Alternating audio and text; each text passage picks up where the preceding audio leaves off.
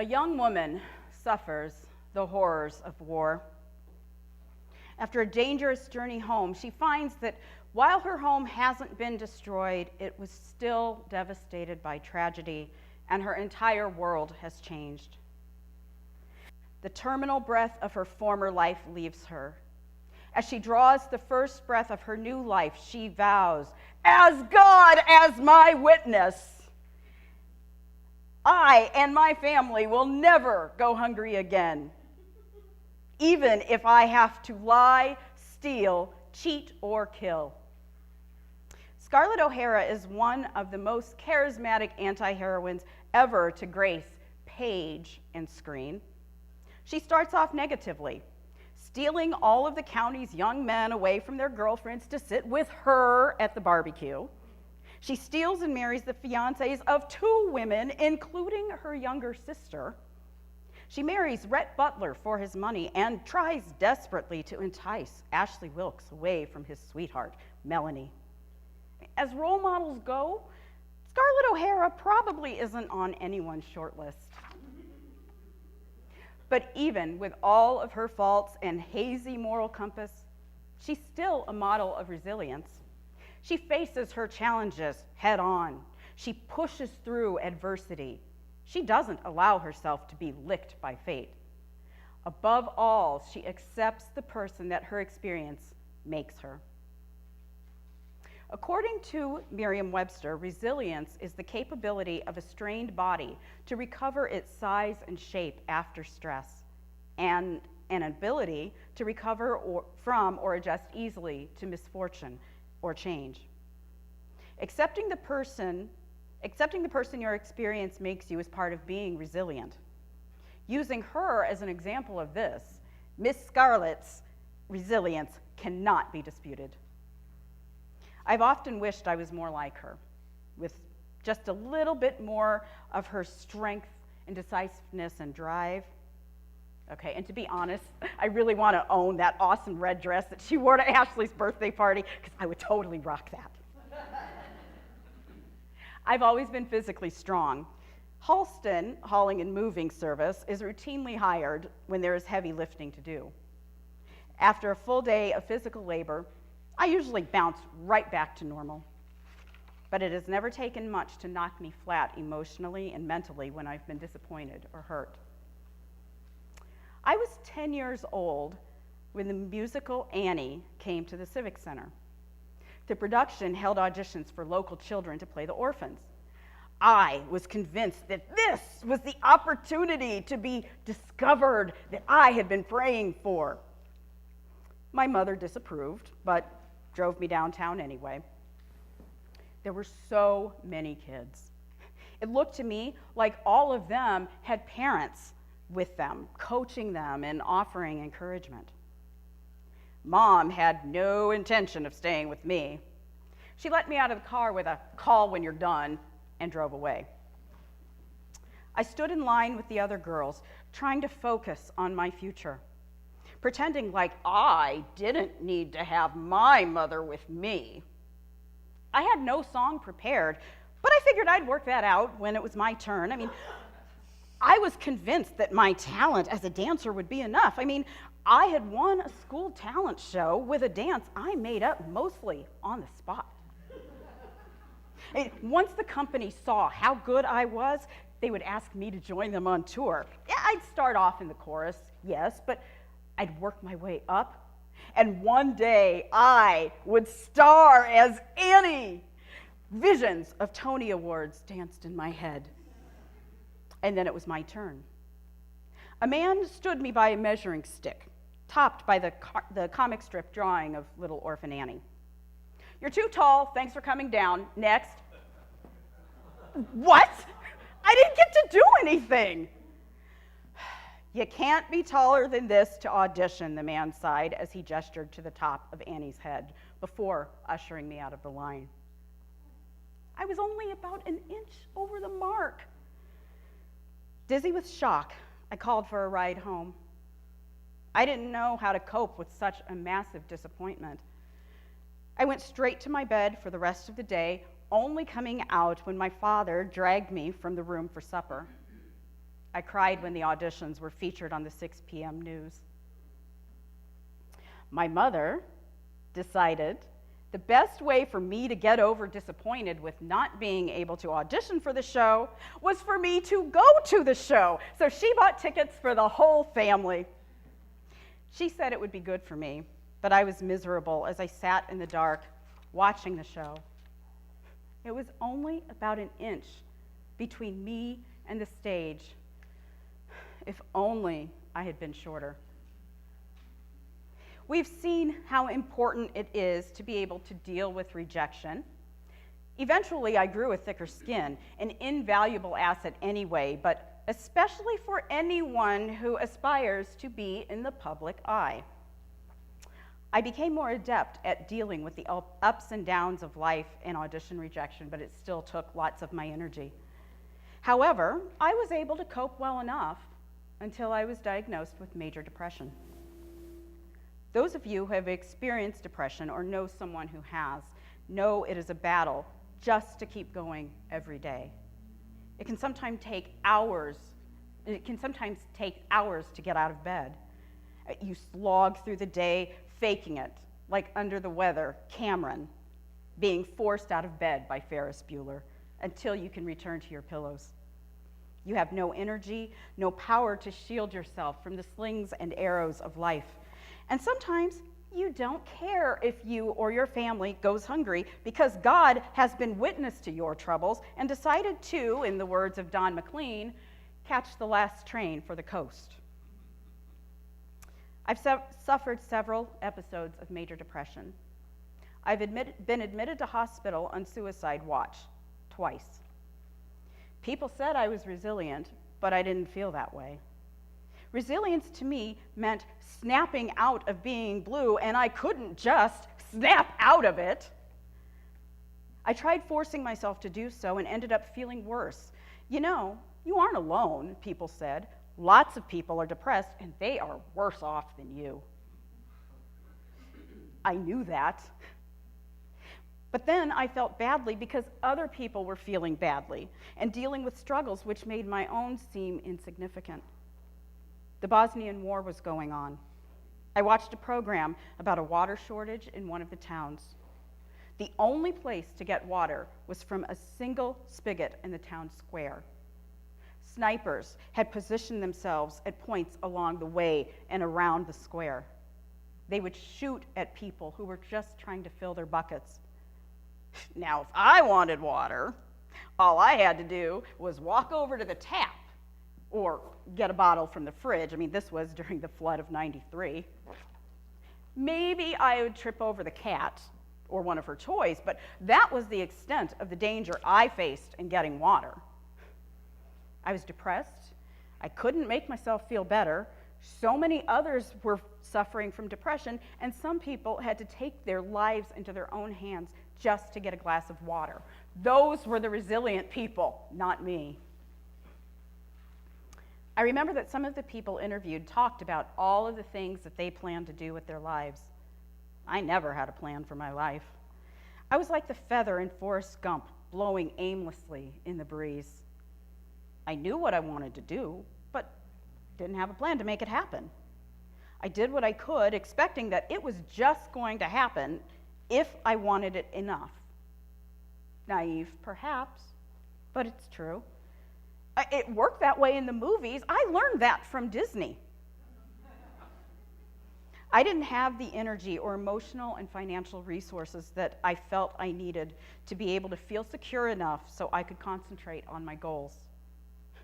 After years and years and years, I got to a place where my depression was under control at last. I received a job promotion and my finances were finally on track. I mean, I felt like Kermit the Frog and company getting the standard rich and famous contract in the Muppet movie. I was like, yay! What's more, for once I had a plan. Finished the last bit of my associate's degree and applied to drama school to pursue a BA in theater. I mean, after finishing, I was gonna be out of here. There's 106 miles to Chicago. We have a full tank of gas, half a pack of cigarettes, it's dark, and we're wearing sunglasses. Hit it. I had enough money that if I was very careful, I could afford to attend full time and concentrate fully on what I was doing. My apartment number is 1912. I should have known something bad was going to happen. Only weeks after making the first concrete plan of my life, I was fired from my job. The life I envisioned flashed before my eyes, and I entered a very dark place. Eckhart Tolle wrote, "The dark night of the soul is a term used to describe what one could call a collapse of a perceived meaning in life, an eruption into your life of a deep sense of meaninglessness. Nothing makes sense anymore. There's no purpose to anything." Now, did I adore the job I had? Yes, if one adores feeling like every single thing she does is wrong, if when one asks for help, she's told that she isn't going to get it. But she shouldn't worry because it's not business, it's personal. Now, I did not misquote The Godfather. My supervisor actually told me this. It's not business, it's personal. No, I didn't adore my job, but it was the foundation of my future plan. I mean, the plan was the ship, the termination was the iceberg, and I was dragged into the cold, dark depths of depression and anxiety. When I was 12 years old, a friend gave me a visualization test. Jolila told me to picture several different things, including a path and a wall. Maybe you've done tests like this as well. My path started off smoothly and then eventually fell into disrepair before disappearing completely into the dust. The wall, Joe said, is blocking your path. You can't go over it or under it, you can't go around it, and you can't go through it. What do? Blow it up, I said, with no hesitation. You said I couldn't go over or under, around, or through it. You didn't say I couldn't blow it up. Then Joe told me that the wall symbolized death. Most people just sit down and accept it, she said, and you're going to blow it up. I guess you're going to go down fighting. At one time, I would have agreed with no hesitation. See, it's very hard for me to accept the things that I cannot change. I tried to summon that fighting spirit to channel Scarlett O'Hara, but after losing my job, the blows just kept on coming. A nasty battle for unemployment benefits, changes to health insurance, and with it, changes to my medical team and medications. And the way I was treated as a patient changed. Believe me, there is a difference between how one is treated with private insurance and how one is treated with Medicaid. My personal relationships were affected. People I'd worked with for years who I thought of as my close friends didn't return my calls or texts. They didn't call or text me. I was told once that even though it didn't make any sense, people often avoided those who were affected by trouble in case it might visit their house. And it did sometimes feel like I was being excluded by other friends. I was cut off from my family. They weren't speaking to me over a misunderstanding over my mother's will. Things had started to sour between us when I'd lost my job in 2004. They wouldn't be supportive now. I fought to remain on the bright side of life. I hadn't had time before, but suddenly I had time to work with my partner to get our theater company going. I was so excited when I talked about this with her. After I outlined my ideas, she told me she was moving to Florida. I tried looking for work, but I was so undermined by what had happened at my job, I couldn't read a job posting without an extreme panic attack. I was diagnosed with PTSD. I blamed myself for not being smarter, for waiting until I was in my 30s to go to school, for being so stupid, for not being able to do anything right.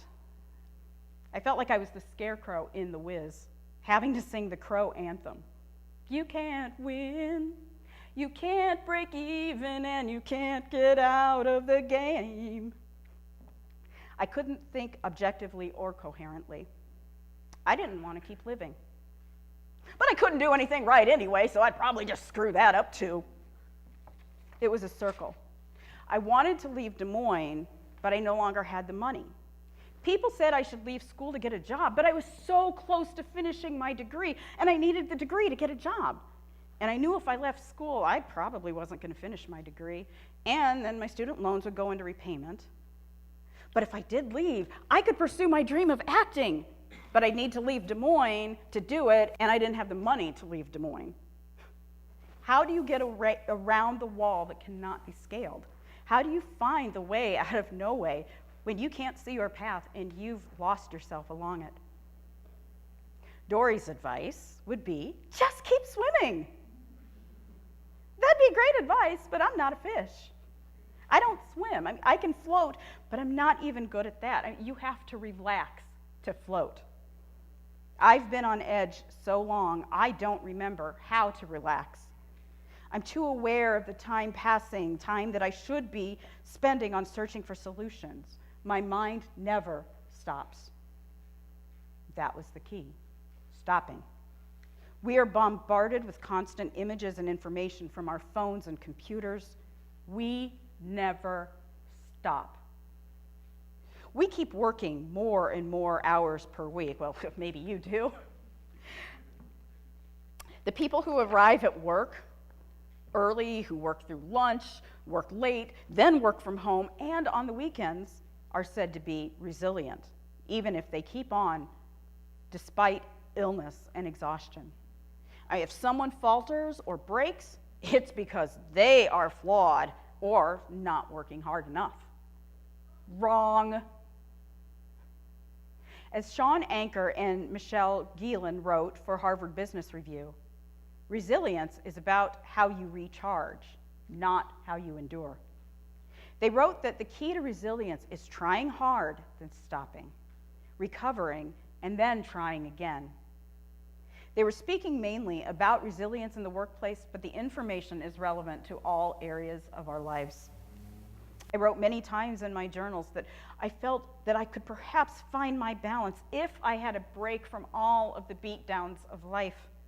There wasn't a single area of my life where I felt I could take refuge and recharge. Everything was out of alignment. I don't feel that I will ever be exactly like I was.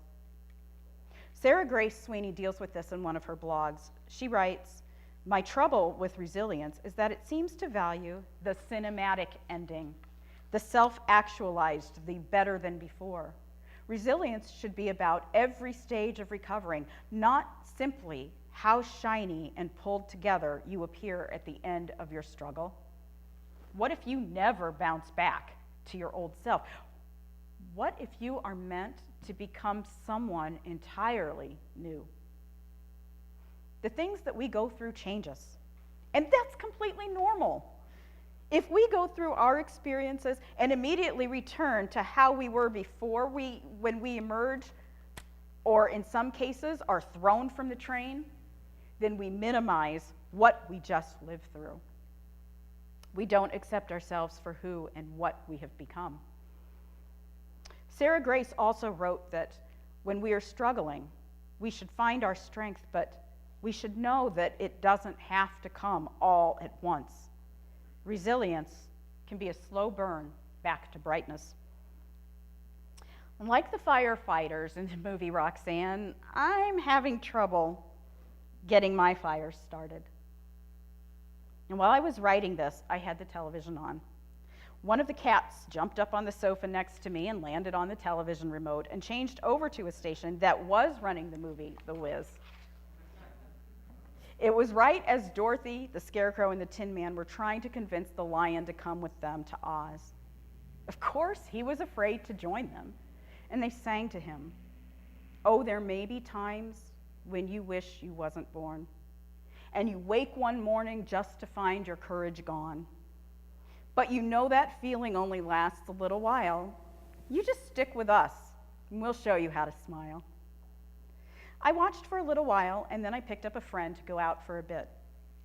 The first song on my driving playlist was one from my childhood, one that I never tire of hearing, "The Sound of Philadelphia" from the television program Soul Train.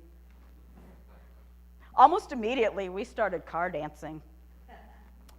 And then I realized I was smiling and feeling kind of good.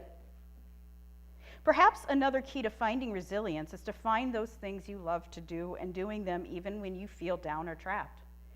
While they may not bring about a huge change in your circumstances, you may feel enough of a lift to help see you through and help you find your spark so that you can be the star that you are meant to be.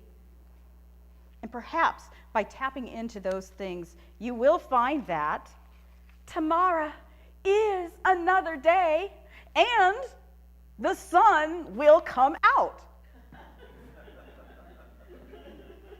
Oh, what a beautiful morning and a beautiful day.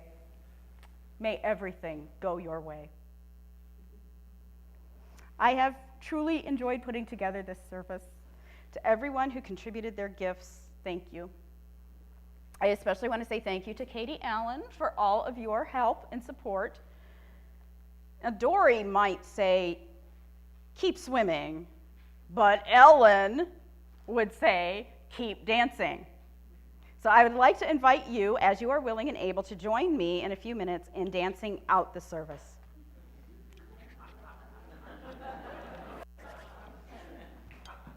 Thank you for coming today. Thank you for listening, and thank you for being you.